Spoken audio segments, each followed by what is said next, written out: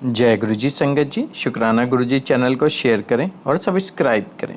संगत जी, आज हम गुरु जी की आज्ञा से लीना जैन आंटी जी के श्रीमुख से श्री शिव महापुराण श्रृंखला के भाग 26 में रुद्र संहिता के प्रथम सृष्टि खंड में अध्याय 1 और 2 को श्रवण करेंगे। चलिए प्रारंभ करते हैं। जय गुरु जी। जय गुरु जी। संगत जी, गुरु जी महाराज की आशीर्वाद से आज हम श्री शिव महापुराण के रुद्र संहिता के प्रथम सृष्टि खंड के प्रथम और द्वितीय अध्याय की वांछना करने जा रहे हैं। ओम नमः शिवाय। शिवजी सदा सहाय। ओम नमः शिवाय। गुरु जी सदा सहाय।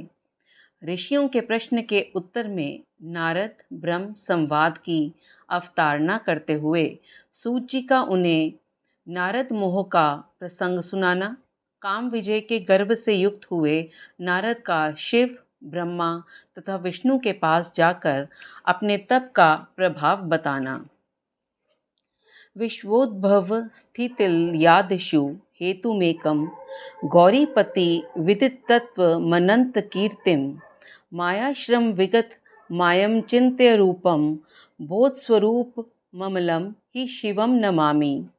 जो विश्व की उत्पत्ति, स्थिति और लय आदि के एकमात्र कारण हैं, गौरी गिरिजा कुमारी उमा के पति हैं, तत्वज्ञ हैं, जिनकी कीर्ति का कहीं अंत नहीं है, जो माया के आश्रय होकर भी उससे अत्यंत दूर हैं तथा जिनका स्वरूप अचिंत्य है, उन विमल बोध स्वरूप भगवान शिव को मैं प्रणाम करता हूँ। वंदे शिवम तप्रकतेर्नादिम प्रशांतमेकं पुरुषोत्तमहि स्वमायया कृत्सनिदं हि सृष्टवा नभो वदंत्र बहिरास्थितो यः।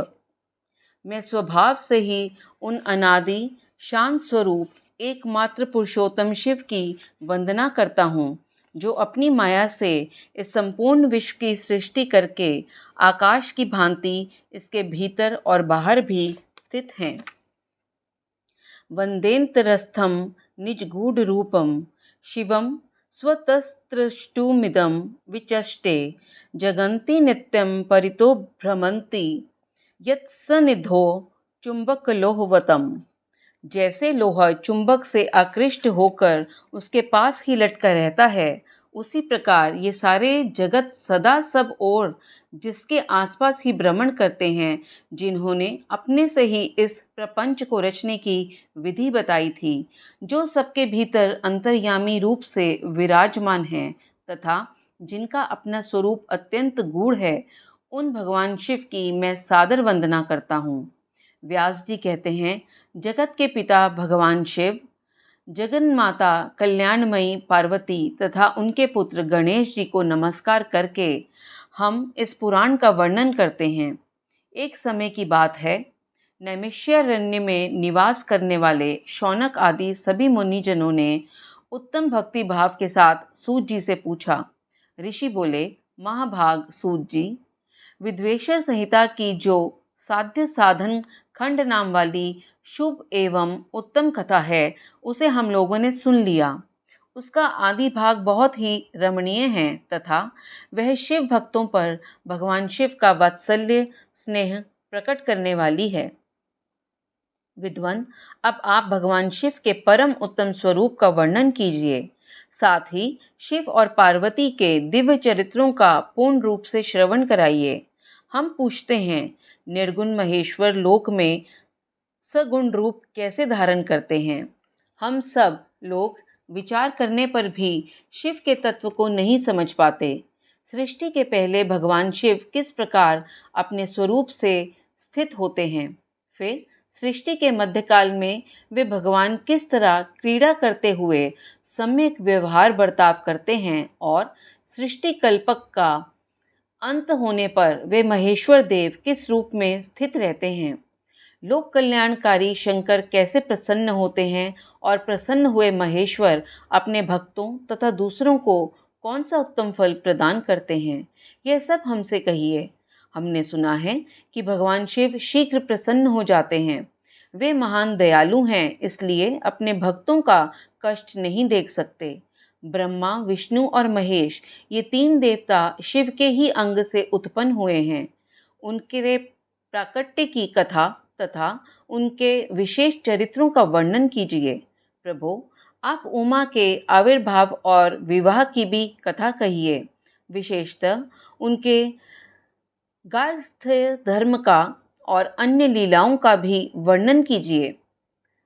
निष्पाप सूत जी, हमारे प्रश्न के उत्तर में आपको ये सब तथा दूसरी बातें भी अवश्य कहनी चाहिए। सूत जी ने कहा, मुनीश्वरों, आप लोगों ने बड़ी उत्तम बात पूछी है। भगवान सदाशिव की कथा में आप लोगों की जो आंतरिक निष्ठा हुई है, इसके लिए आप धन्यवाद के पात्र हैं। ब्राह्मणों, भगवान शंकर का गुणानुवाद सात्विक, राजस और तामस तीनों ही प्रकृति के मनुष्यों को सदा आनंद प्रदान करने वाला है। पशुओं की हिंसा करने वाले निष्ठुर कसाई के सिवा दूसरा कौन पुरुष उस गुणानुवाद को सुनने से ऊब सकता है? जिनके मन में कोई तृष्णा नहीं है, ऐसे महात्मा पुरुष भगवान शिव के उन गुणों का गान करते हैं, क्योंकि वह गुणावली संसार रूपी रोग की दवा है। मन तथा कानों को प्रिय लगने वाली और संपूर्ण मनोरथों को देने वाली है। ब्राह्मणों, आप लोगों के प्रश्न के अनुसार मैं यथा बुद्धि प्रयत्न पूर्वक शिव लीला का वर्णन करता हूँ। आप आदर पूर्वक सुने। जैसे आप लोग पूछ रहे हैं, उसी प्रकार देवऋषि नारद जी ने शिव रूपी भगवान विष्णु से प्रेरित होकर अपने पिता से पूछा था। अपने पुत्र नारद का प्रश्न सुनकर शिव भक्त ब्रह्मा जी का चित्त प्रसन्न हो गया और वे उन मुनि शिरोमणि को हर्ष प्रदान करते हुए प्रेम पूर्वक भगवान शिव के यश का गान करने लगे। एक समय की बात है, मुनि शिरोमणि विप्रवर नारद जी ने, जो ब्रह्मा जी के पुत्र हैं, विनीत चित हो तपस्या में मन लगाया।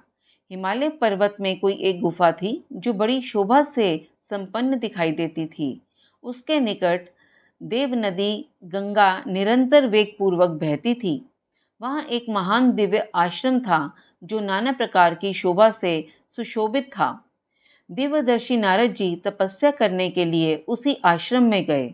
उस गुफा को देखकर मुनिवर नारद जी बड़े प्रसन्न हुए और सुदीर्घ काल तक वहाँ तपस्या करते रहे। उनका अंतःकरण शुद्ध था। वे दृढ़ता पूर्वक आसन बांधकर मौन हो प्राणायाम पूर्वक समाधि में स्थित हो गए।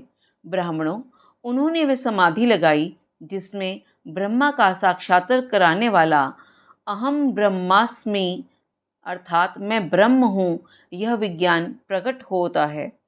मुनिवर नारद जी जब इस प्रकार तपस्या करने लगे, उस समय यह समाचार पाकर देवराज इंद्र कांप उठे। वे मानसिक संताप से विह्वल हो गए। ये नारद मुनि मेरा राज्य लेना चाहते हैं। मन ही मन ऐसा सोचकर इंद्र ने उनकी तपस्या में विघ्न डालने के लिए प्रयत्न करने की इच्छा की। उस समय देवराज ने अपने मन से कामदेव का स्मरण किया। स्मरण करते ही कामदेव आ गए। महेंद्र ने उन्हें नारद जी की तपस्या में विघ्न डालने का आदेश दिया। यह आज्ञा पाकर कामदेव वसंत को साथ ले बड़े गर्व से उस स्थान पर गए और अपना उपाय करने लगे। उन्होंने वहां शीघ्र ही सारी कलाएं रच डाली। वसंत ने भी मदमत होकर अपना प्रभाव अनेक प्रकार से प्रकट किया। मुनिवरों, कामदेव और वसंत के अथक प्रयत्न करने पर भी नारद मुनि के चित्त में विकार नहीं उत्पन्न हुआ। महादेव जी के अनुग्रह से उन दोनों का गर्व चूर्ण हो गया। शौनक आदि महर्षियों ऐसा होने में जो कारण था, उसे आदर पूर्वक सुनो। महादेव जी की कृपा से ही नारद मुनि पर कामदेव का कोई प्रभाव नहीं पड़ा। पहले उसी आश्रम में कामशत्रु भगवान शिव ने उत्तम तपस्या की थी और वहीं उन्होंने मुनियों की तपस्या का नाश करने वाले कामदेव को शीघ्र ही भस्म कर डाला था। उस समय रति ने कामदेव को पुनः जीवित करने के लिए देवताओं से प्रार्थना की। तब देवताओं ने समस्त लोकों का कल्याण करने वाले भगवान शंकर से याचना की। उनके याचना करने पर वे बोले, देवताओं, कुछ समय व्यतीत हो जाने के बाद कामदेव जीवित हो जाएंगे, परंतु यहाँ उनका कोई उपाय नहीं चल सकेगा। अमरगण, यहाँ खड़े होकर लोग चारों ओर जितनी दूर तक की भूमि को नेत्र से देख पाते हैं, वहां तक कामदेव के बाणों का प्रभाव नहीं चल सकेगा, इसमें संशय नहीं है। भगवान शंकर की इस उक्ति के अनुसार उस समय वहां नारद जी के प्रति कामदेव का निजी प्रभाव मिथ्या सिद्ध हुआ। वे शीघ्र ही स्वर्गलोक में इंद्र के पास लौट गए। वहां कामदेव ने अपना सारा वृत्तांत और मुनि का प्रभाव कह सुनाया।